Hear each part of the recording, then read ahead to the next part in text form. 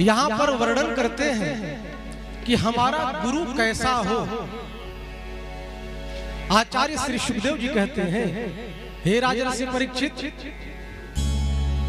गुरु कैसा होना चाहिए? नन्वर्थ कोविदा ब्रह्मन् वर्णाश्रमतामिह ये मया गुरुड़ा वाचा तरन्त्यंजो भवार्णवम्। कहा इस भवसागर से जीव को भाव सागर में ले जाने वाला कौन? बोले गुरु। गु कहते हैं अंधकार, गुकारस अंधकारस्य रुकारस तेज उच्चते। रु का अर्थ तेज, गु का अर्थ अंधकार। अंधकार से जो जीव के जीवन में प्रकाश पुंज भर दे, प्रकाश का मार्ग प्रशस्त कर दे, वो गुरु। भगवान कहते हैं इस जीव की करुणा पर जब यह जीव प्रार्थना करता है तो इस जीव के उद्धार के लिए मैं ही गुरु के रूप में आता हूं। ये भगवान की अपनी वाणी है। भगवान कहते हैं तुस्सेवं सर्वभूतात्मा गुरु शुश्रूषया यथा। भगवान कहते हैं जीवों पर करुणा करने के लिए, जीवों पर अनुग्रह करने के लिए मैं ही गुरु के रूप में इस धरती पर आता हूं। और भगवान कहते हैं कि जिसने अपने जीवन में गुरु नहीं बनाया वह व्यक्ति इस भवसागर से पार नहीं हो सकता है। गुरु बिनु भवनिध तरई न कोई, जो बिरंच शंकर समूह। चाहे भगवान शंकर ही क्यों ना हो, बिरंच माने ब्रह्मा ही क्यों ना हो, जब तक ये भी गुरु नहीं बनाएंगे तब तक इनका उद्धार, भगवान का परम पद मोक्ष नहीं मिल सकता। तो भगवान कहते हैं जीवों पर करुणा करने के लिए, जीवों पर कृपा करने के लिए मैं ही आचार्य के रूप में आता हूं। आचार्यं मां विजानीयात् नावमन्येत कर्हिचित्। भगवान कहते हैं मैं ही आचार्य के रूप में, गुरु के रूप में आता हूं और उस जीव पर करुणा करता हूं। गुरु कैसा हो? हरहि शिष्य धन शोक न हरहि। गुरु को लोभी नहीं होना चाहिए, गुरु में गुरुता होनी चाहिए। अगर गुरु ही अपने शिष्य से कुछ मांगने लग जाए, कुछ मांग कर ले, तो कहा उसकी गुरुता समाप्त हो जाएगी। गुरु का अर्थ श्रेष्ठ, बड़ा। और गुरु यजमान से कुछ चाहे, उस भक्त से कुछ चाहे, कहा इसमें उसकी गुरुता नष्ट हो जाएगी। गुरु के भीतर लोभ नहीं होना चाहिए, लोलुपता नहीं होनी चाहिए। और कहा कि महाराज जिस गुरु में लोभ आ जाए, केवल वह जजमान की वही दक्षिणा देखे कि मेरा जजमान आएगा तो इतना सारा दक्षिणा मुझे प्रदान करेगा, तो कहा कि हरहि शिष्य धन शोक न हरहि। ऐसे गुरु और चेला कहा नरक में ठेलम ठेला। बोल भक्तवत्सल भगवान की। तो यहां पर कहते हैं तीर्थ नहाए एक फल, संत मिले फल चार,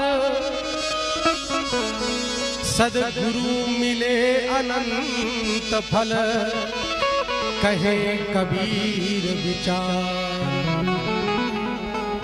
यदि सच्चा सदगुरु मिल जाए तो समझो भगवान की प्राप्ति हो गई। और कहते हैं गुरु कैसा होना चाहिए? गुरु के लक्षण बताते हैं। हमारा गुरु कैसा हो? आचार्यो वेद संपन्नो। हमारा गुरु, हमारा आचार्य कैसा हो? जो वेद से सुसंपन्न हो, वेदज्ञ हो, विद्वान हो। आचार्यो वेद संपन्नो विष्णु भक्तो विमत्सरः। और बोले हमारा आचार्य, हमारा गुरु भगवान विष्णु का परम भक्त। और कैसा हो? कहा मंत्रज्ञो, मंत्र में उसकी एक निष्ठा। मंत्रज्ञो मंत्र भक्तश्च, मंत्र में उसकी निष्ठा हो, मंत्र में महाविश्वास हो। और कहा कि जब उसका मंत्र दृढ़ होगा, मंत्र के प्रति उसमें अनुराग होगा, सदा मंत्राश्रया शुचि, और जो मंत्र का आश्रय लेकर के शिष्यों को प्रदान करेगा, वही मंत्र गुरु और शिष्य दोनों का उद्धार करेगा। हमारा गुरु कैसा हो? सत संप्रदाय संयुक्तो ब्रह्म विद्या विशारद। कहा कि हमारा गुरु किसी संप्रदाय से युक्त हो। यहाँ पर लोग कहते हैं कि संप्रदाय नहीं होना चाहिए, यहाँ पर भगवान कहते हैं कि गुरु कैसा हो? सत संप्रदाय संयुक्तो, उसकी एक निष्ठ परंपरा, उसका अपना एक तिलक हो। ऐसा नहीं कि कभी ऊर्ध्वपुंड लगाए, कभी पूरा माथा पोत ले। कहा कि यह आडंबर नहीं, एक संप्रदाय में उसकी निष्ठा हो।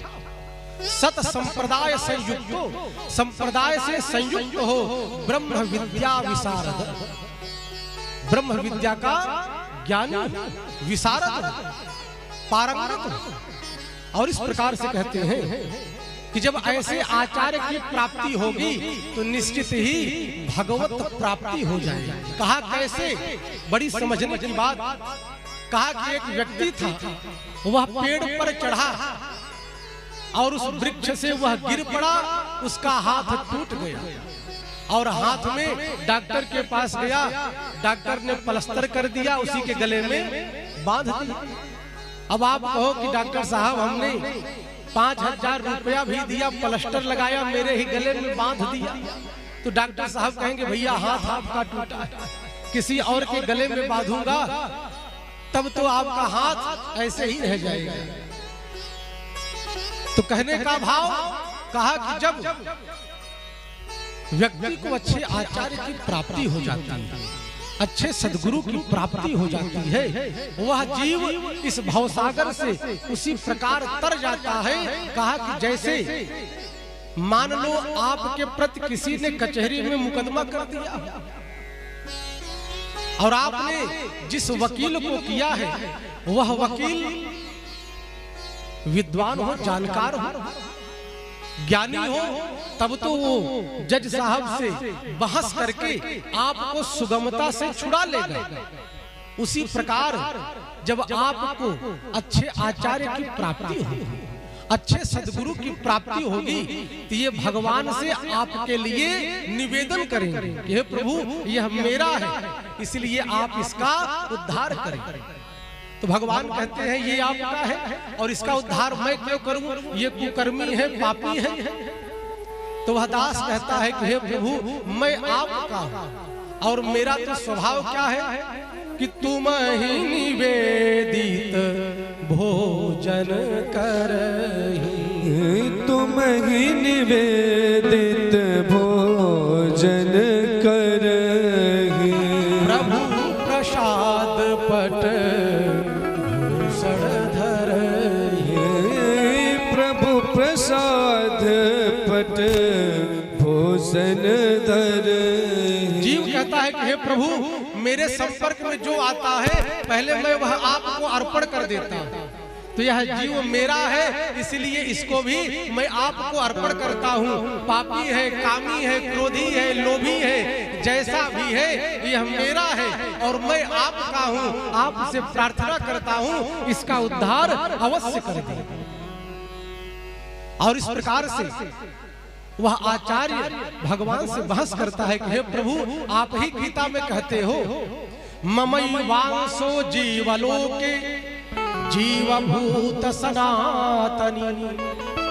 भगवान गीता में कहते हैं प्रत्येक जीव मेरा है, ममैवांसो जीवलोके। इस जीव जगत में जितने भी इस लोक में जीव प्राणी हैं वह सब मेरे, ममैवांसो ये सब मेरे अंश। तो हे प्रभु ये सब आपके अंश हैं, ये मेरे संपर्क में आया, मेरे संबंध में आया, तो आप इसका उद्धार करें।